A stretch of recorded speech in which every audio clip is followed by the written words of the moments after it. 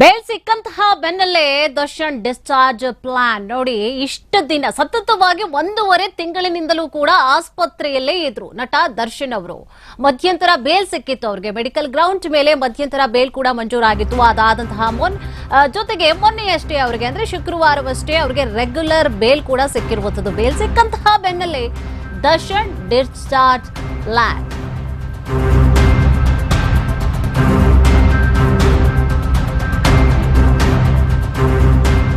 ಇವತ್ತು ಅಥವಾ ನಾಳೆ ಆಸ್ಪತ್ರೆಯಿಂದ ಡಿಸ್ಚಾರ್ಜ್ ಆಗಲು ಚಿಂತನೆಯನ್ನ ನಡೆಸ್ತಾ ಇದ್ದಾರೆ.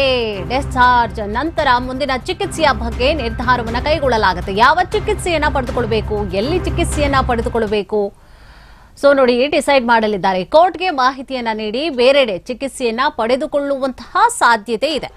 ರೆಗ್ಯುಲರ್ ಬೇಲನ್ನ ಪಡೆದುಕೊಂಡಿದ್ದಾರೆ ನಟ ದರ್ಶನ್ ಅವರು. ಶುಕ್ರವಾರವಷ್ಟೇ ರೆಗ್ಯುಲರ್ ಬೇಲನ್ನ ಪಡೆದುಕೊಂಡ್ರು. ಬೇಲ್ ಸಿಕ್ಕಂತಹ ಬೆನ್ನಲ್ಲೇ ದರ್ಶನ್ ಡಿಸ್ಚಾರ್ಜ್ ಪ್ಲಾನ್ ಅನ್ನ ಮಾಡಿದ್ದಾರೆ. ಬಿಜಿಎಸ್ ಆಸ್ಪತ್ರೆಯಿಂದ ಡಿಸ್ಚಾರ್ಜ್ ಆಗುವಂತಹ ಸಾಧ್ಯತೆ ಇದೆ.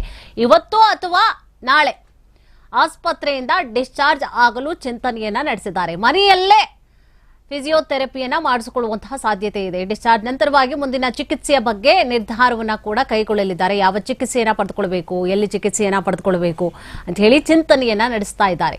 ಕೋರ್ಟ್ಗೆ ಮಾಹಿತಿ ನೀಡಿ ಬೇರೆಡೆ ಚಿಕಿತ್ಸೆಯನ್ನ ಪಡೆದುಕೊಳ್ಳುವಂತಹ ಸಾಧ್ಯತೆ ಇದೆ. 1.5 ತಿಂಗಳಿನಿಂದಲೂ ಕೂಡ ಅವರು ಸತತವಾಗಿ ಆಸ್ಪತ್ರೆಯಲ್ಲೇ ಇದ್ದಾರೆ. ರೆಗ್ಯುಲರ್ ಬೇಲ್ ಸಿಗ್ತಾ ಇದ್ದ ಹಾಗೆ ಮನೆಗೆ ಹೋಗ್ಲಿಕ್ಕೆ ಅಂದ್ರೆ ಡಿಸ್ಚಾರ್ಜ್ ಆಗಿ ಮನೆಗೆ ಹೋಗ್ಲಿಕ್ಕೆ ಈಗಾಗಲೇ ಪ್ಲಾನ್ ಕೂಡ ಆಗ್ತಾ ಇದೆ. ಸಾಧ್ಯತೆಗಳು ಕೂಡ ಇರುವಂತದ್ದು.